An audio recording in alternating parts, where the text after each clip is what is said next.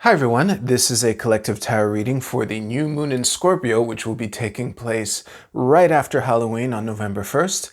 And it is aimed at light workers. So if you want to see more peace, love, health, and wealth in the world, you are who I am reading for. So as always, I'll be doing a 7-card horseshoe spread. And I broke out the I don't want to think about it too much pack, i.e., the 3 oracle cards are from my 3 lunar themed decks, so you can choose which 1, 2, or all 3 resonate with you the most. And let's see what we got. So in the past, we have the Knight of Wands, good. Present, whoops, the Devil, very interesting. Known factors is the 7 of Coins reversed. We collectively are the 7 of Cups. Unknown factors is the 2 of Cups. Okay. Advice is the King of Swords reversed. And incoming energy is the Wheel of Fortune reversed with Strength at the bottom of the deck. Very interesting indeed. So I'm going to make all of this look nice in the shot. I'm going to stare at these cards a bunch, and I'll see you right now. So this is another one of these messages where I have the feeling that I'm going to speak for only 2 minutes and then move on, but there's also a lot to this. And I guess I can go into the 2 expressions that I thought of while staring at these cards. They were both bouncing around in my head a lot. The first one is, well, it's a play off of the expression, the facts don't care about your feelings, and turning it on its head, it's the feelings don't care about your facts. And the other expression is you can be right or you can be happy. And I think that the Devil here in the present is playing a lot into how I read everything else in this spread here. And I think that the temptation or the thing that we're having trouble moving on from, that we feel bound to falsely because these 2 people can take the chains off from around their necks whenever they want to and just walk away, is a way of approaching a situation, a way of thinking about a situation. And given the target that I am aiming for with these readings, I suspect that for a lot of you, it's your methods of advocacy that need reviewing. And I know that the people for whom this is absolutely correct will be the most resistant, so I will not try. I'm just going to describe what's here. So obviously, after all the work that we've put in to get to the present situation, it's kind of this little not quad, I'm ignoring strength for now. This little trio here of 7 of Coins reversed, 7 of Cups, and 2 of Cups. There's a very strong feeling of confusion because of what was it all for, maybe feelings that I should be further along than I am right now, and kind of wondering what is going on. And the funny thing is, with this 2 of Cups in the unknown factors, there are 2 main ways that I can interpret this. They're either opportunities for relationships that you're not seeing, or there might be a relationship that you've been neglecting that fell down to a 2 from, like, let's say a 10 or a 6 or whatever. The falling down to a 2, I'm reading that strongly into this particular 2 of Cups here. And I think that a lot of it has to do with what the King of Swords reversed is saying. It's an invitation to not lean so much on the mastery and the knowledge that you have. I think that the warning that's being pointed out here is that, when you know what's going on, and you use your knowledge of that to make moves, and those moves are later proven correct or whatever, there's a certain cockiness that comes with it. And that cockiness can sometimes be reflected in how we speak to the people around us.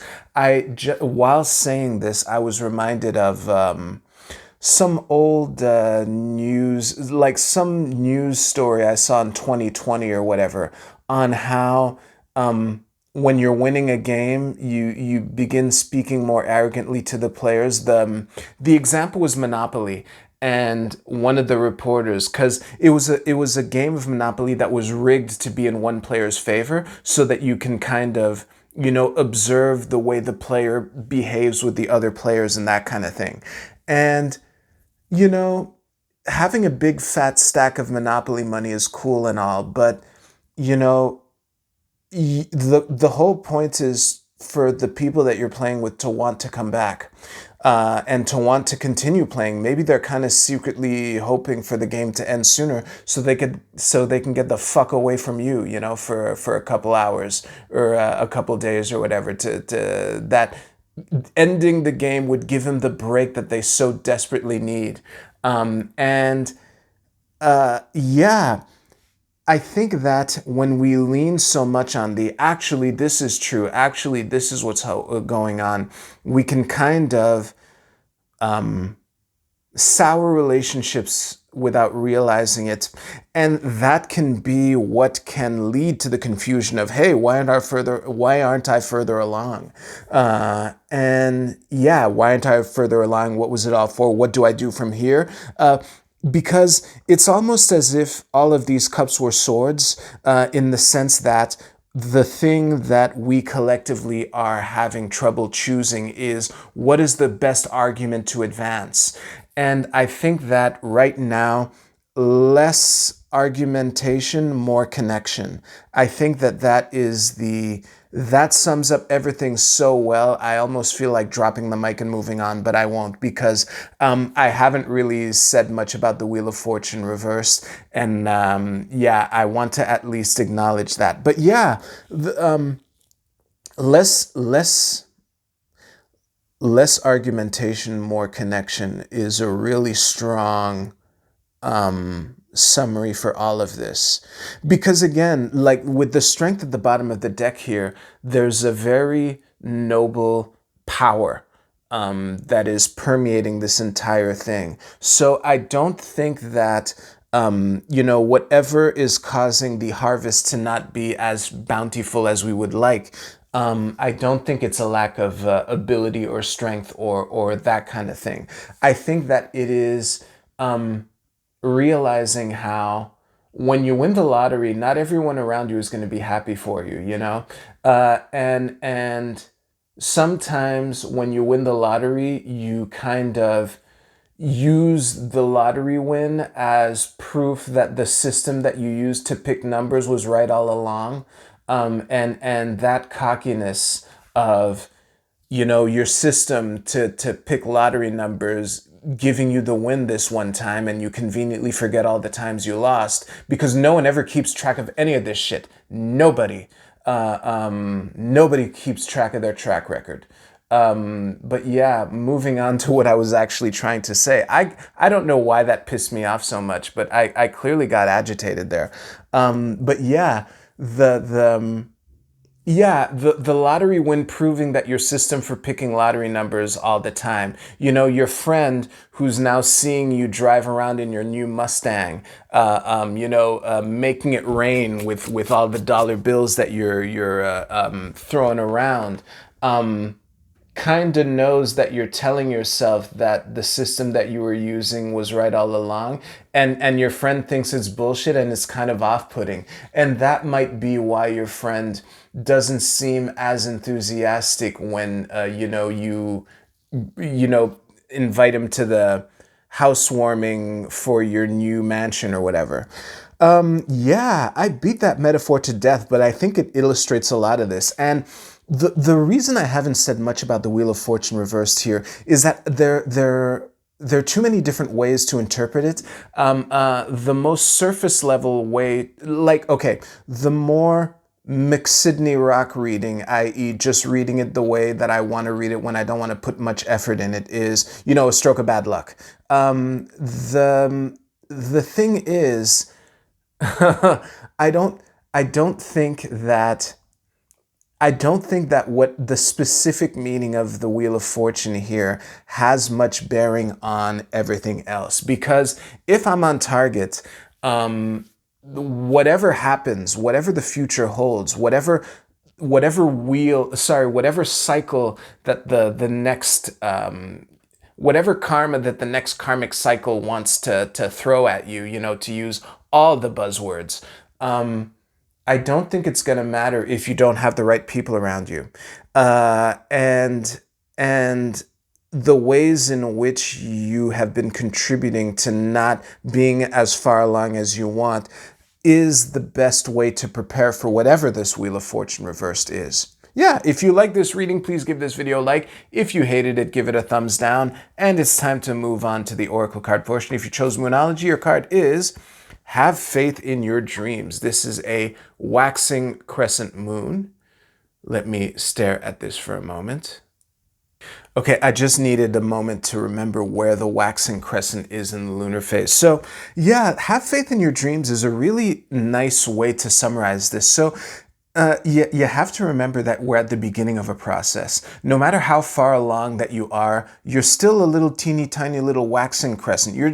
You've barely begun your trek to the full moon, my guy or my person.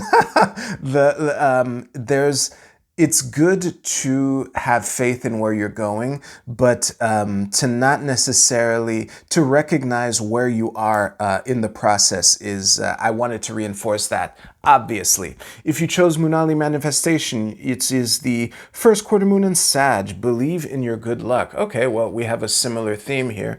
So if the first quarter moon is in Sag, that means the sun is in Virgo. Very interesting mix here. Give me a second. It's funny. Something that I said not that long ago in a reading was that it doesn't have to make sense, and I think that is the conflict between the optimism of Sagittarius and the nitpicky attention to detail, a nag everyone to death energy of Virgo. If there's any Virgos watching, sorry, not sorry. But yeah, to come back to this this reading, it is to trust the process and trust yourself and trust your ability to figure it out. I think that is the best thing to keep in mind. If you chose the moon card, it is a full water moon. Let me stare at this card for a second after refocus. All right, many ways to read this card. So first of all, the next full moon in a water sign is going to be the Cancer full moon during Capricorn season. I don't know how close to Christmas that full moon will be, but the actual meaning of fulfillment, I'm fascinated by the fact that it's water and full. So the ways that the concept of fulfillment plug into this is, first of all, a gratitude practice. If you have one and haven't been doing it, you just got called out. I have slipped phenomenally on my gratitude practice as well. So you're in good company in that regard. But that could be something. The other thing is to focus on follow your bliss, basically. Another meme phrase that summarizes what this can be adding, and that maybe instead of wondering why the cups that you keep choosing keep not having the effect that you want, to just focus on other things that have nothing to do with this, that can fill your cup so that you can be less so that you can be more pleasant to be around, because like the person watching this isn't necessarily unpleasant to be around, which is why I was trying to not like razz on you as if you are, but if you're a delight to be around, you kind of know and you don't feel targeted. But anyway, I'm sorry, I just wasted some of your time because I was kind of gonna wrap up and some of y'all might have been waiting for a point and there is none. So if you hated that, please give this video a thumbs down. Thank you very much for watching. I hope y'all have a great new moon. I'll see you soon.